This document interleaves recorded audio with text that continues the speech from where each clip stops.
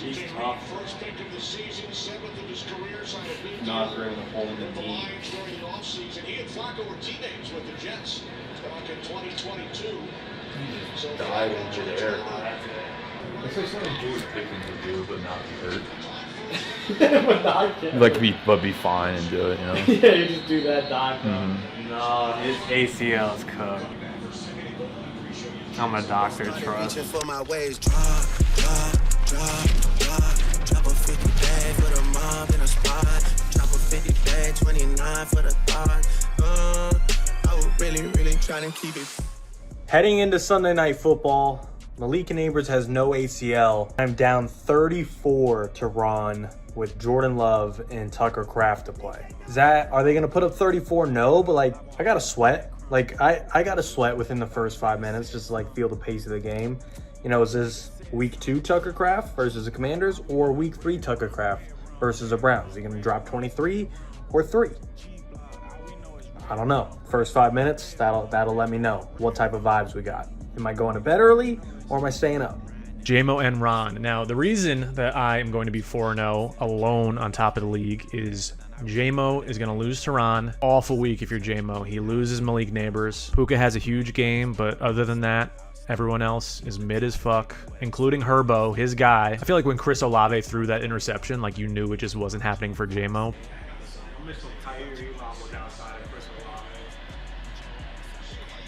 Okay. Oh no! I just lost.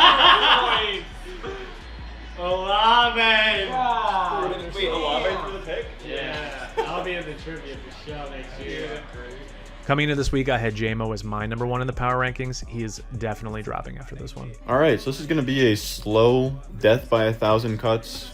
Jordan Love throws his second touchdown pass of the evening. I have like a 15-point buffer on JMO. I just have to watch Jordan Love complete passes to Romeo Doubs, Tucker Kraft, and just kind of flinch every time one pass is completed as I just kind of try and tread water until the fourth quarter wraps up. So I'm hoping the boys could hold on, but it's going to be a long night. I'm gonna fucking lose it. Oh, fuck cameras. Give a fuck. Throw the goddamn ball to Tucker Kraft, Jordan Love. Please. He's gonna hand it to Jacobs. Dallas, I need to stop. Okay. Jordan, please. Please throw the football, Jordan. Yes. Yes, he's short, please. Alright, I hate that I'm watching this through my phone. Oh my fucking god, just wasted 2 minutes and 40 seconds. Alright. 3rd and 10 at the Cowboys, like 15. Pretty simple. If Jordan Love throws a touchdown, I win. If Jordan Love does not throw a touchdown, I lose. That's it. No other outcome than those two. Oh, Lord. Please. Oh my fucking god. No, he did it. No, he fucking did it. No, Romeo Doubs did it. 3 touchdowns for Doubs is 3 touchdowns for Love. I pray to God my math is right, but I'm pretty sure that was enough. I just checked. I'm beating Ron by 0.8 points. So that gives me 8 yards Jordan Love can kneel. Well, for us to tie. 7 yards for Jordan Love to kneel. That feels reasonable. 1 kneel should be like 2 yards. And the Cowboys get the ball. Like maybe we won't even have kneels. Remember, I'm up 0.8 points. So you'd think like, oh, I'm happy. Like, oh, I can increase the lead. No.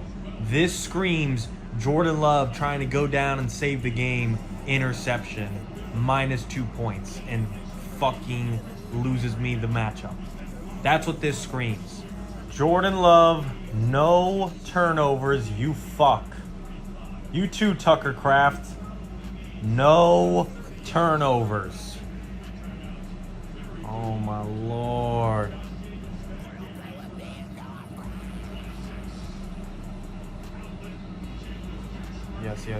Yes. More of that. Oh, I'm gonna throw up. I'm gonna throw up. More of that. No turnovers. Gain of 23. So a turnover would still lose me. So don't fucking do that, Jordan. I'm gonna throw up. Don't. Okay. Whew. That was some shit where he just throws a duck and it goes into a disaster. Oh my god. Low key. I mean, I think I'm okay. JMO did it. Had to whip out my phone for an addendum. Looked like I was going to be alone on top of the league. I said as much as my earlier recap. And then JMO came back. Credit to him. JMO escaping with a 131-127 victory over Ron. This was a heavy hitter matchup of the week. Now, I think the biggest talking point here is obviously Malik Neighbors suffers what is apparently an ACL tear. And he's going to be out for the year, which is, of course, a fucking massive blow to Steen's team. RIP to Malik Neighbors. Whoever has him, I forget. I almost traded for him this week. Glad I didn't. Malik Neighbors go down with an injury. Hate to see that. As you can see here in this play, That's my goat right here. Mid-air, not able to catch the ball, and then landed, and he immediately grabbed his right knee. Now, if you slow down the play and look at it, you can see that that right knee actually collapses immediately when he goes up in the air. Not anything that happened in the air. So the most likely scenario here is unfortunately it's ACL. This would be detrimental to not only his career, or his part of his career, but also to the... How you feeling about that? Literally don't care. You don't care? I'll win no matter what. I have Matthew Golden on my team and the most fab in the league. Ain't no way you're confirming that back quick. How you feeling, I'm dude? literally fine. I have Matthew Golden. It hurts this week, but next week we'll be fine. My receivers. Fuck. Actually, you know what's cooked is Packers on bye next week. I gotta figure something out. Whole there. team is out. Yeah. Whole team. I gotta figure something out. I'm about to be 3-2 real fast. This just felt like fantasy karma in a sense, you know? It was a lot of like building up. I hate that it had to be Malik. He's like one of the most exciting young players, but I can't say I'm surprised that it happened to Nephew Steen's team. I will say I'd love to have some sympathy for Neff, but you guys have been following along, and I've never seen someone with so much injury luck as Steen. I don't think he had a single injury all of last year, and then this year all the injury kind of went in his favor, and now it's getting back to the other side of the spectrum. He's also just, you know, been a little bit wild on the videos. I mean, him going crazy about the Troy Franklin pickup over Quentin Johnston. Everyone said overpay. Overpay. $0. Overpay. It's the word you use. You spent $0. You can't. And you use that word. Don't look at me. You're the dumbass. Hey, Unk, you too. Overpay. Kayshawn Booty, Pussy. I can't think of the other names, so I'm just going to say mean things. Quentin Johnston, that's one. Not aging well. Felt more like something was going on at home. Steen, Nephew Steen, I'm your family. If you need to talk about it, I'm here, buddy. Okay, week 4 recap. I have had one of the sweatiest matchups I've had so far in the league. It came down to Sunday Night Football. I needed Jordan Love and Tucker Kraft to put up 34 fantasy points in order to win. And I gotta say, I don't know how them boys did it. I do not know how my team pulled off a win this week. This was a week of bend, don't break. Because when I was watching Red Zone Sunday, and I'm like, oh, it's over. It's over. And then things just started to come together. Chris Olave, bad day, but got me a touchdown. Jordan Mason, Trey Benson, Kenneth Walker, none of them scored. But you know what each of them did? They held their own. All of my running backs put up 10 points. Malik Neighbors goes down and dies, but guess what? Goes down and dies and still outscored A.J. Brown. Justin Herbert took an L. Still outscored Lamar Jackson, who had a hamstring injury and had to leave the game early. And then, of course, my Pookie Bear Puka Nakua, my 2021 Cooper Kupp, put up 36, 13 for 170 and a touchdown. This was a team win. Top to bottom, everyone needed to do their part, and they did. It fucking feels good to get one you probably shouldn't have. It feels good. So next week's looking rough, but it's a lot better when you pull one off in week 4. And I'm sure like people are gonna want my reaction to Malik Neighbors, my first round pick going down for the season. Look, man, it is what it is. Like, I'm not gonna cry about it. To be honest, Malik Neighbors been ass, bro. You look at his game log. Yes, he dropped 37 week 2. That's fucking sick. But his other games, he's dropped 12, 3, and 4. Like, bro's basically been a fucking liability. Literally fine. I've been winning with Malik Neighbors being ass. And even if he didn't have his big week in week 2, my team fucking popped off that week. I didn't need that week 2 bump to win. And I literally have Matthew Golden and Troy Franklin on my team, and I have the most fab in the league. So, like, what are we upset about? All right, J-Mo fucking rolling right now. J-Mo's going to go to 4-0. Another great week out of him. Close game with him and Ron. That's going to suck. Anytime you lose by like 3 or 4 points, I know that the next Monday you usually wake up thinking about like 1 or 2 plays that you saw on Red Zone that could have gone your way, and then that would have been a dub for you, right? Like you lose by 4 and Lamar Jackson leaves the game early, like he definitely could have tacked on a couple more points. Lamar leaves with a hamstring injury. We'll see how serious that is. All right. That was a brutal way to spend my Sunday night. I just essentially sat there and winced at every Jordan Love completion. It got close. It came down to the end. It came down to like fourth quarter. I had a little bit of breathing room. Sleeper was like, oh, you have like a 99% chance to win. Of course, Jordan Love throws a touchdown. Then I'm down by 0.8, praying for a Jordan Love interception. Then we get OT. So honestly, I kind of prefer the game going to OT. If you had told me before the game that it was going to end in a 40-40 tie, I knew it was over with. It is what it is. I'd rather we lose by like just under 3 points than losing by 0.8. We started 2-0. We were first place in the power rankings through 2 weeks, and now it's a little bit of a skid.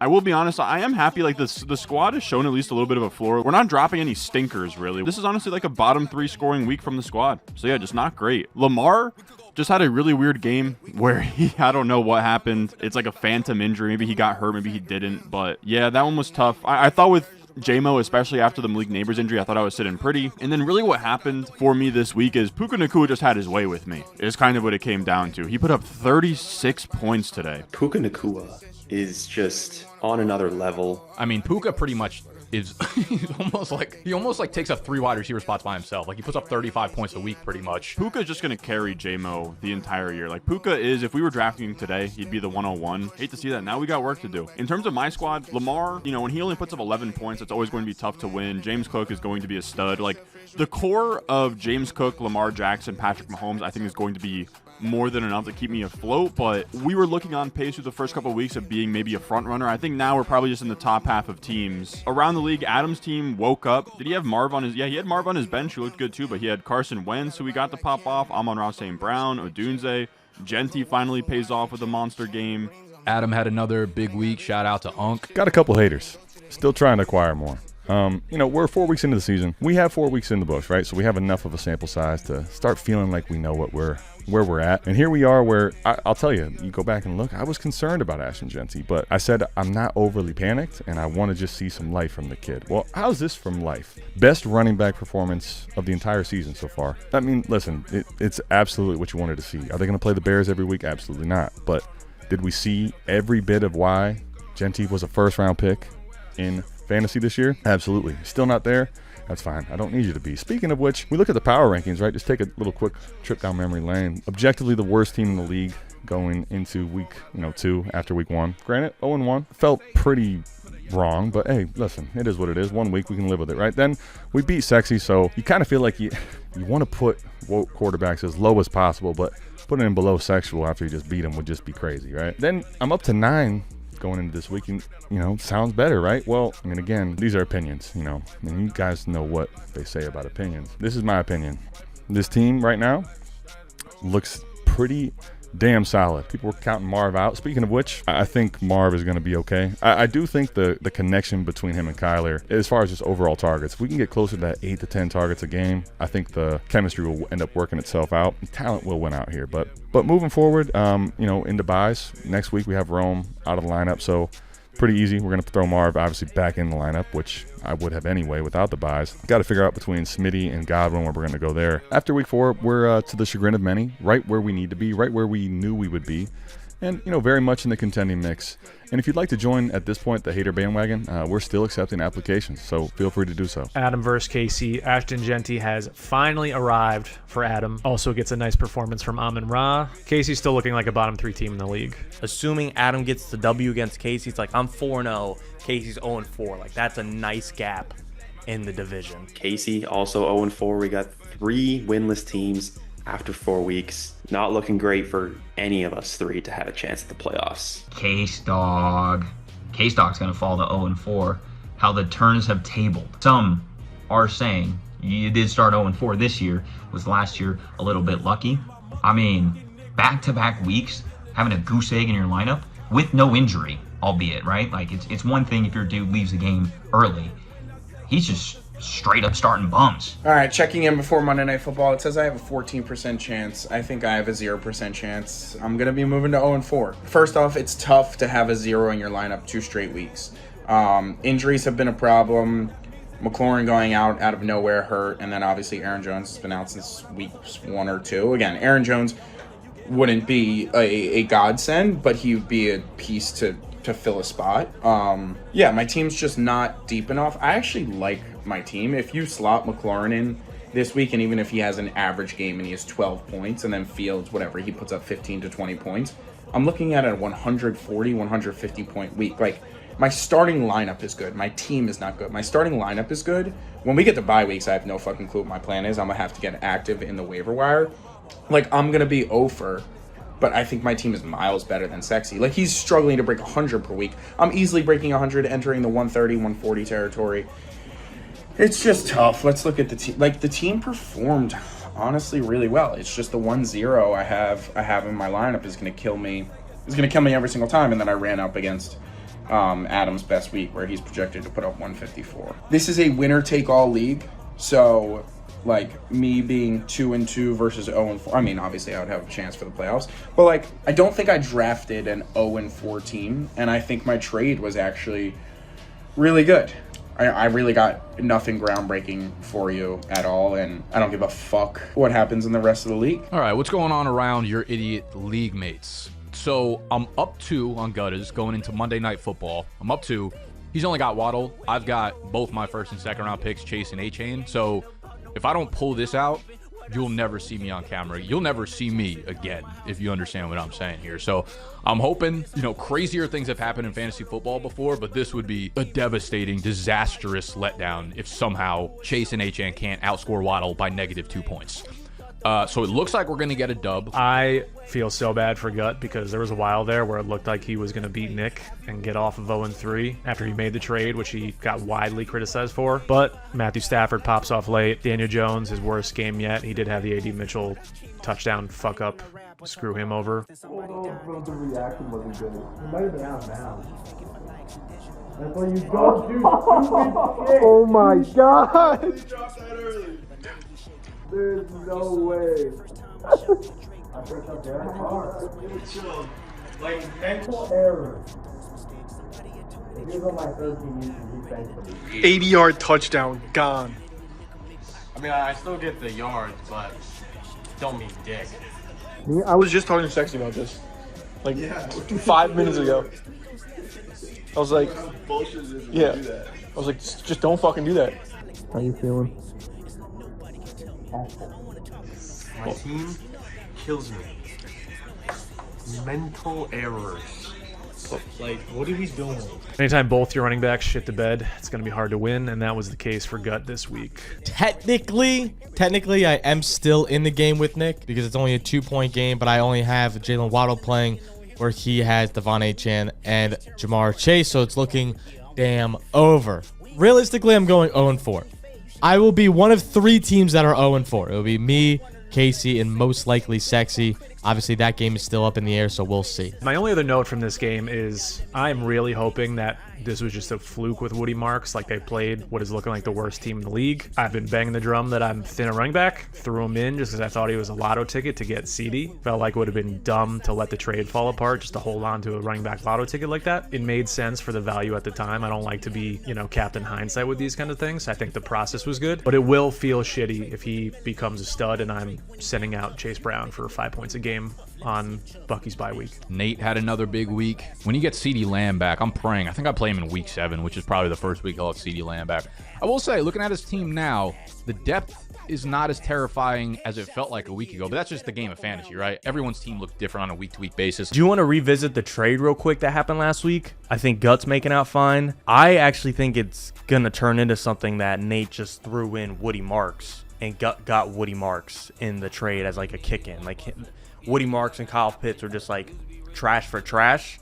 Woody Marks might be taking over the Texans' backfield, and it's crazy because during the trade, Nate was like, I really want a running back here. And he ended up giving away a running back that he thought was worth nothing. Shout out Gut turning Kyle Pitts into Woody Marks. By the projections, this is the 3rd week out of 4 fucking weeks that I have played the top scorer in the league. Again, this is the 3rd week out of 4 weeks, if the projections end up being correct, that I will play the top scorer in said week. So not fun. I was a Woody Marks start away from having a generational game here today. I would have had 139 going into this game and would have felt fantastic about it. Instead, Woody Marks is on the bench. And I know in the hindsight bias of people are going to be like, but why wouldn't you not see that Marks is getting blah, blah, blah. I debated all week. This was my thought process. I was like, Woody Marks and JCM both are probably going to see 8 touches this game. That was my thought process. Like, around 8 to 10 touches for both of them. And the Texans offense is dog shit. And the Commanders offense actually has not been bad, even with Marcus Mariota playing an Atlanta defense that just gave up 30 points to the Panthers. So I was like, all right, who's going to see more of the goal line work? Well, we know JCM is, for most of the time, their goal line back there for the Commanders. So I was like, all right, the upside is probably with JCM because we know the goal line back for the Texans has been Nick Chubb this entire time, and it didn't look like it was changing. Well, I was fucking wrong. And Woody Marks has 28 points on my goddamn bench. So that's not fun. And then we go out of the 1 o'clock slate. I'm feeling fantastic out of the 1 o'clock slate. And then the 4 o'clock games, and I got fucked in the ass.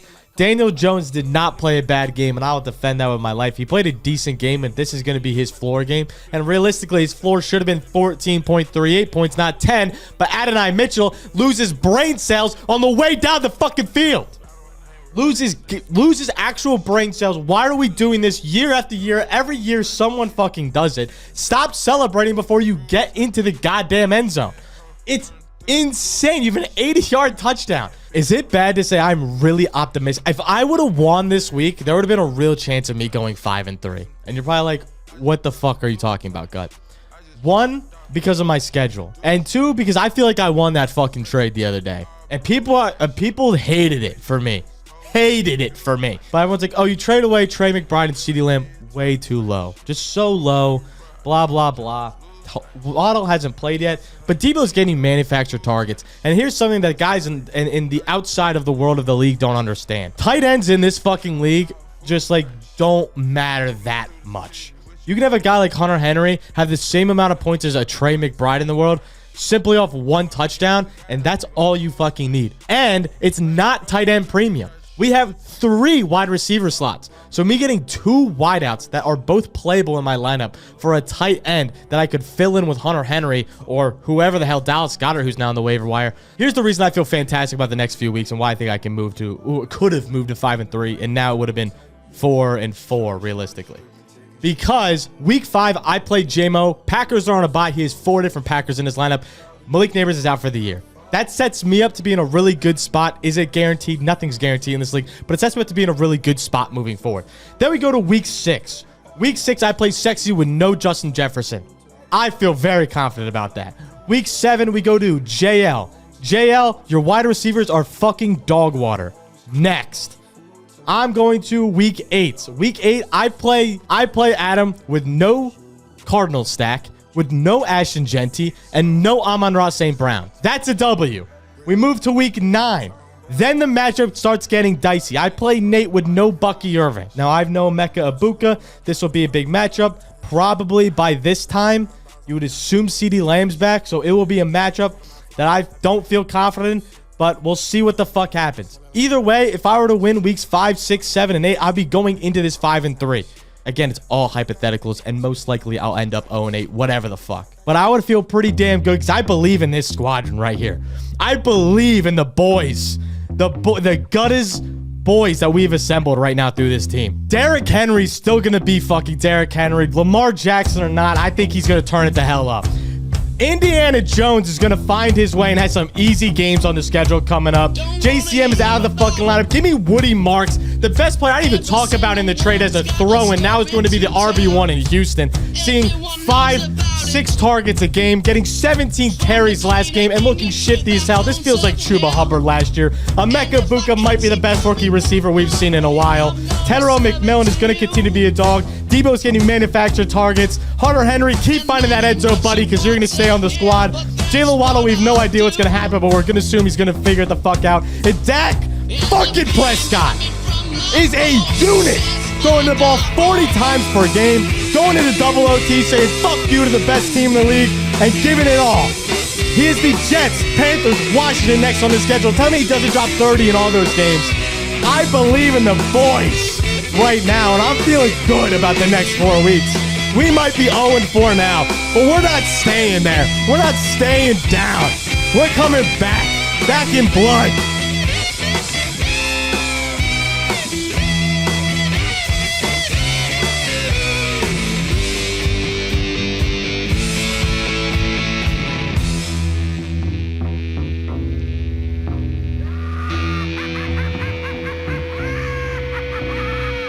So I feel still good about that for the position my team is in. So next week's looking rough, but it's a lot better when you pull one off in week 4. Because next week, I got to deal with Neighbors being gone. The Packers are on bye, so there goes Jordan Love. There goes Tucker Kraft. There goes Matthew Golden, who would be my Malik Neighbors replacement. Besides that, I'm going to just stay happy and move on to week 5, where I got to put on some Band-Aids for no more Malik Neighbors. I gotta say, I might be the woke manager of all time. Like, I might be the worst of all time. When I look at some of the trades I've made, if I look at my team that I drafted from the rip, I'm like, man, I'd be really happy with that squad right now.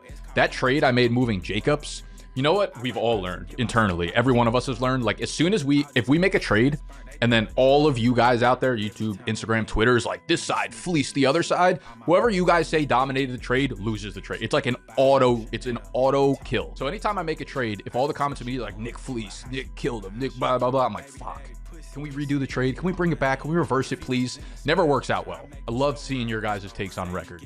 Never ages well. Not on you, though. On us. The Swift for Olave piece, don't really care about that right now. I think they'll just swap better weeks and not better weeks. Like, Swift almost doubled up Olave's points this week.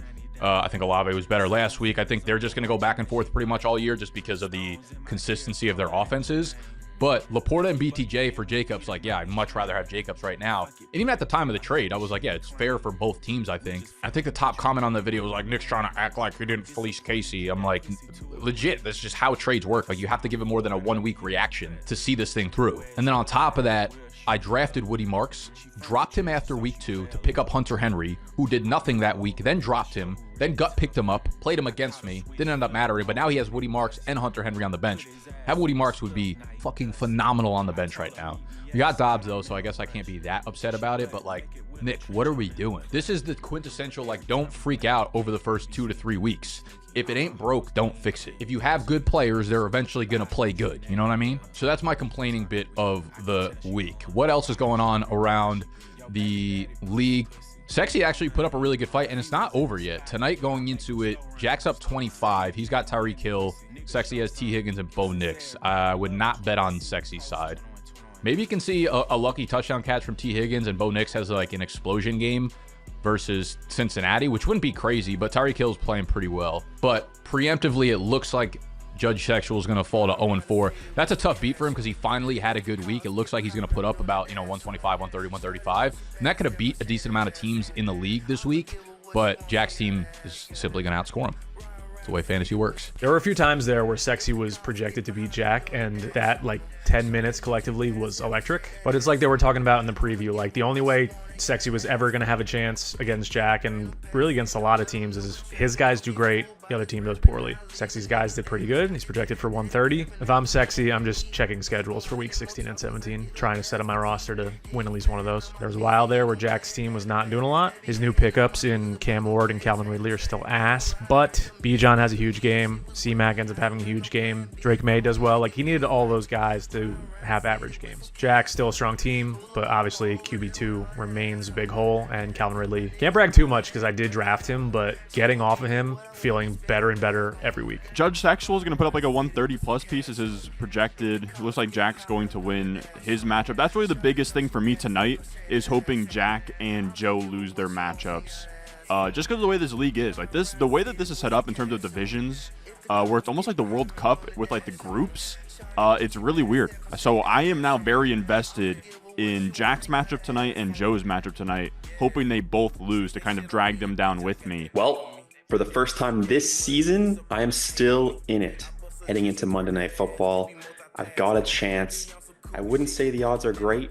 I'm down by 25. I've got Bo Nix and T. Higgins taking on Tyreek Hill. So I'm going to need a shootout in the Bengals and Broncos game. I need T. Higgins to finally show up this season. And then I've got a chance of beating Jack, which, I mean, heading into this week, if you gave me the option to be in this situation heading into Monday Night Football, I would absolutely take it, because this could have been a blowout. But it's not ideal. I still think I lose this game. We did finally get some decent performances out of some of these guys. Justin Jefferson, big blow-up game for him. Xavier Worthy back, that's big for me. He was getting peppered with targets, especially downfield. Like, he was running these deep routes and he was getting open. Mahomes was just overthrowing him a lot of the time. My team is still a mess. Don't get me wrong. It's still really bad. But if we can somehow come away with a win here, that would be fucking nice. Doesn't mean that I think I'm going to make the playoffs, but gives me an opportunity to at least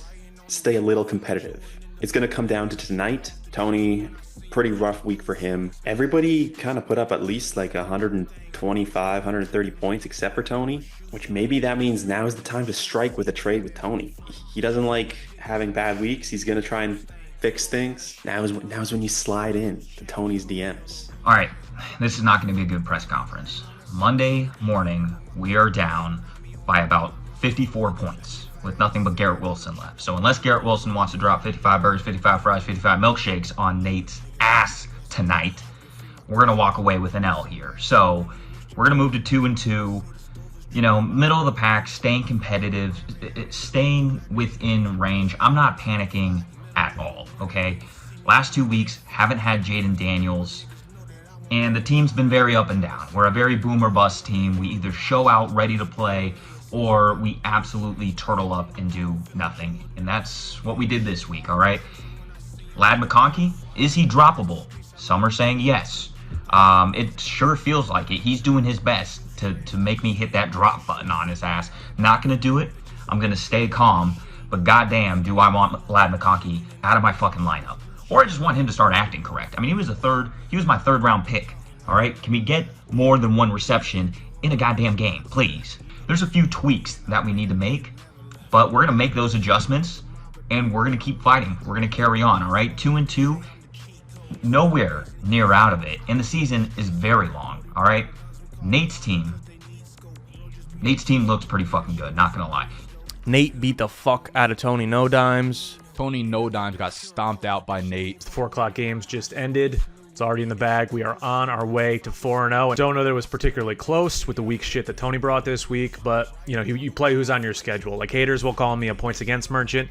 There's nothing I can do. I play who I'm scheduled to play against. Won all 4 games in a row. So not complaining. Some things to like in this one, some things we don't like about this one. Up top, Josh and Bucky do great. Quentin, league winner, some are saying, looking like the first option in that Chargers offense. Certainly not Ladd McConkey. All right. Tony sent a text that was like, is Ladd droppable? He looks like shit, at least in fantasy. We are all of a sudden very thin in wide receiver, which is concerning. We will get CD back eventually, but if Ricky is hurt, we're going to have a problem, potentially. On Tony's side, I'm worried if I'm him. No standout QBs. Running backs look like shit when Montgomery doesn't pop off. Travis Kelce's no longer an elite tight end, and his receivers did nothing this week either. So I don't know what Tony's ceiling is, but right now it's feeling very low. Elsewhere around the league, Joe versus JL. This one is still close right now. Joe is leading the projections. Loving that he has a solid team after last year, and loving that he is hopefully going to beat JL, which would put me 2 games above everyone in my division, which would be huge. Really even matchup between these two guys to this point. It's like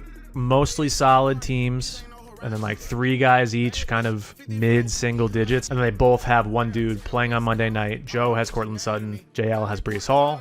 If you've listened to anything I've said about the Jets in any of these Your Elite League Mates videos, nobody ever lost money betting against the Jets. So I'm much happier that JL has to root for Breece Hall than Joe has to root for Cortland Sutton. Hopefully Joe holds on and we enjoy a 2-game lead in the division. Joe and JL have a fucking battle on Monday Night Football. Here's the situation. Joe's up 2, has Cortland Sutton. JL has Breece Hall. Breece Hall needs to score 2 more points than Cortland Sutton, or Cortland Sutton just needs to outscore Breece Hall, and Joe wins. Oh, damn.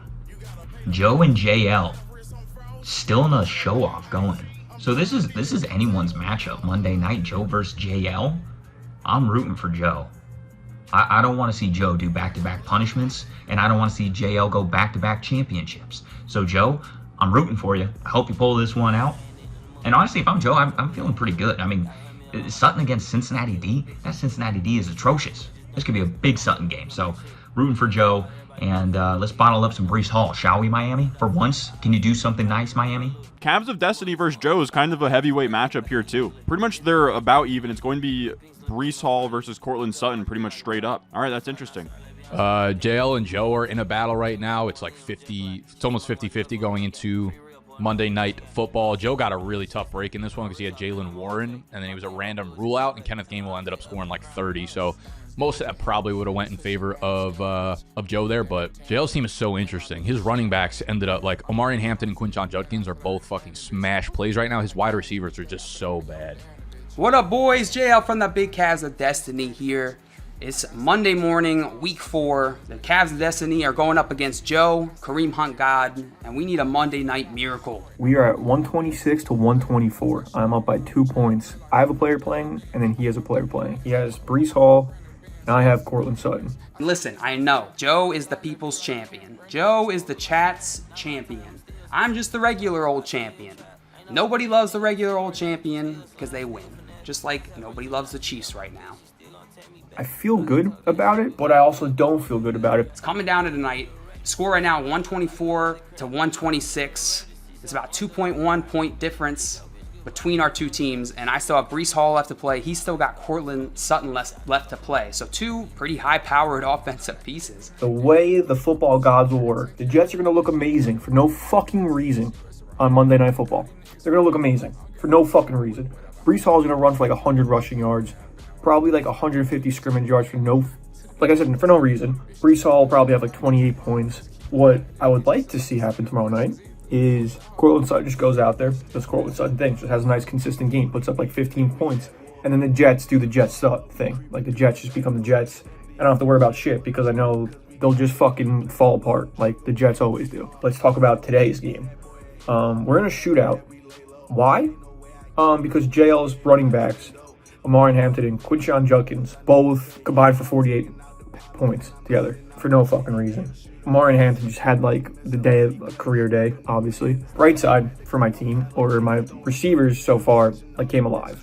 DK, 5 receptions, 126 yards, touchdown. Drake London, 8 receptions, 110 yards, touchdown. That was cool to see. So overall, feelings of my team before we go into Monday night, I feel good about my team.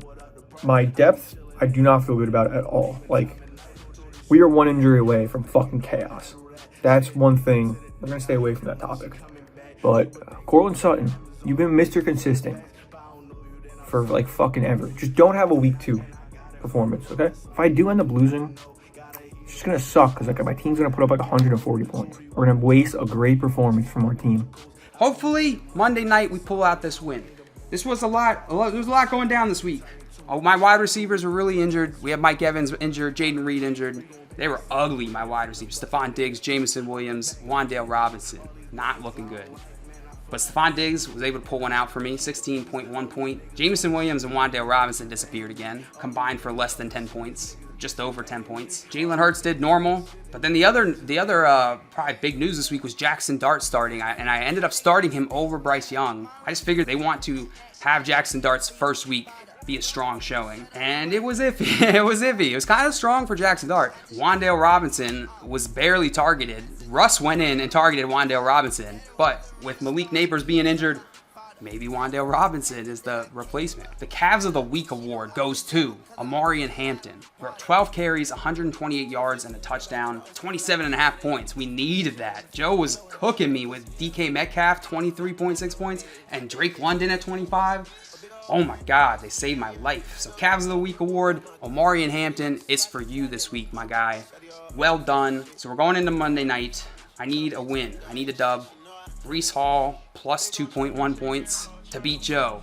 Cortland Sutton, please take a nap. Joe, best of luck. Worst of luck to you, you idiot. I love you. You're a nice guy, but you're an idiot. But I gotta beat you this week. Jets game's about to start. So what I did, big brain move, putting money on Breece Hall to have a touchdown, to have a great game. So therefore, the fantasy gods will just fuck him. I mean, not fantasy, like the betting gods will just be like, you put money on Breece Hall, so he won't score a touchdown and he won't go over. Then it took Cortland Sutton's unders on everything. I'm playing chess while they're all playing checkers.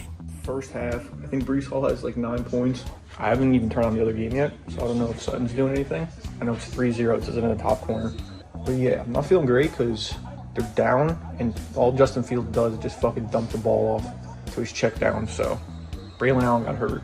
So now it's just gonna be Breece Hall catching like a million passes for 4 yards. What up, boys? It's JL from the Big Cavs of Destiny. It's not looking good for us, though. It's not looking good. Big Cavs of Destiny looks like Big Cavs of Sadness. It's third quarter in the Jets game. Breece Hall has 10.7 points. Cortland Sutton, it's the second quarter, and they just seem to be throwing to him nonstop. He's got 8.3 points. My sleeper probability just keeps going down and down. We might be cooked, boys. It might be the end for us. Breece Hall, please do something. It's commercial. He's not going to do anything. Oh, starting touchdown, but he's hurt. You get up. You get up, my beautiful man. There we go. 20-yard touchdown. What's that, like 10 points? That's actually. He sold his soul. You sold your soul for me. Even though I still have, like, still so many things that can happen. Where is he? Yeah. Dude, what a play. Oh. Oh. He might have died. Just a Might have little died. back. Nah, he's okay. He's okay. Yeah, he'll be We're good. fine, We're good. dude. We're good. Walk that off. Put some ice on it. Yeah. Oh, that's. Oh, dude, he's right on his fucking Feel back. that tomorrow. He's gonna feel that tomorrow. Ooh. That was huge right at the half. Let's fucking go, Pim. Let's fucking go. Cortland Sutton currently has 19.1. I have 16.1. Down by 3. Nice job, Joe. Enjoy it. No better guy deserves it better than Joe. That's for sure. That's for sure. That's it. I'm done. I've given all the fucks I can give. Cried all the tears I can cry. My calves are dry. Jets game just ended. What the fuck was I about to say for the Good. You won. That's right. I did win. I was thinking about the bet slip. I also won. You did it. You're home free. Game over. I'm up. I won 145 or whatever else Cortland Sutton puts up. Unless he just fumbles 3 times in a row, I win the matchup. 145, 140. Beat JL this week. JL, you're a fucking pussy. Got him. Got him. I think I might be undefeated on Monday nights. Never a doubt. There was never a doubt. A little bit of a doubt. That's why I put in that bet slip. Big brain moves. Put in that bet slip. Cortland Sutton and hit all the overs. Breece Hall hit all his overs, but Cortland Sutton hit all the overs. That's what counts. Big brain moves, playing chess, not checkers. 3-1. 3-1, going to play sexy next week. I'm going to bed. Good night. Goodbye. We'll be back next week. Cavs of Destiny. Even stronger.